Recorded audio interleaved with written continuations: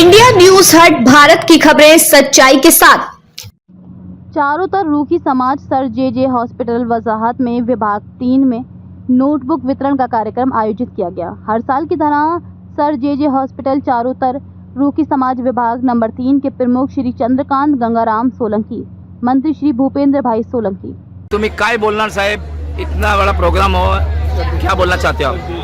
Sir, जे रुग्णालय चरोतर रूखी समाज हाँ, विभाग नंबर 3 यांच्या माध्यमातून अतिशय महत्त्वपूर्ण हा कार्यक्रम आयोजित करण्यात आलेला आहे।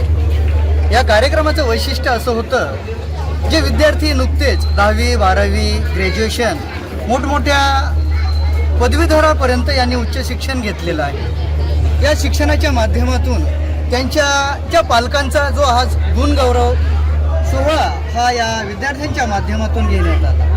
हे विद्यार्थी, आपले पालक यांचे जे काही कर्तव्य होते, या कर्तव्याच्या माध्यमातून त्यांनी जे काही समाजाचा योगदान देण्याचा जो भाग असतो तो त्यांनी आता इथे दिला पाहिजे। जे विद्यार्थी उच्च शिक्षित झालेले आहेत, या विद्यार्थ्यांनी सोचो तो बडा सोचो या भूमिकेतून आपली सामाजिक ऋण व्यक्त करून समाजाला कसं पुढे नेता येईल याचा विचार करणं अपेक्षित आहे। याच माध्यमातून जो विद्यार्थी गुणगौरव हा सोहळा इथे संपन्न झाला, या सर्व कार्यकर्ते, त्यांचे महामंत्री, यांचे अध्यक्ष यांच्या माध्यमातून अतिशय दिमागदार हा सोहळा इथे संपन्न झालेला आहे। तर आपण काय करतो की आपण फक्त काम एके काम हेच न ठेवता आपण पुढे कसं जाऊ, आपला समाज एका कामाच्या माध्यमातून गुंतलेला आहे, तर आपल्यालाही कुठे अधिकारी होण्याची संधी मिळालेली आहे।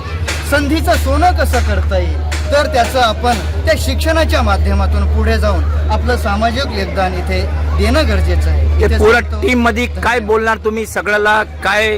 तर आता ही जी टीम आहे, यांचे जे सामाजिक कर्तव्य आहे, यांनी जे समाजासाठी जे काही विडा उचललेला आहे, हा समाजाचा विडा यांनी असाच वृद्धिंगत करावा, पुढे असाच नेत राहावा, जेणेकरून त्यांच्या समाजाला योग्य ती दिशा मिळेल आणि या समाजाचंही कल्याण होईल। आपण एकच काम, एकच ध्येय, एकच उद्दिष्ट ठेवून आपण पुढे जात राहण्याचा प्रयत्न करूया। पुढील वाटचालीसाठी मी त्यांना शुभेच्छा व्यक्त करतो। मी संजय त्र्यंबक दूधमल, बौद्धजन कामगार समितीचा एक सर्वसामान्य कार्यकर्ता।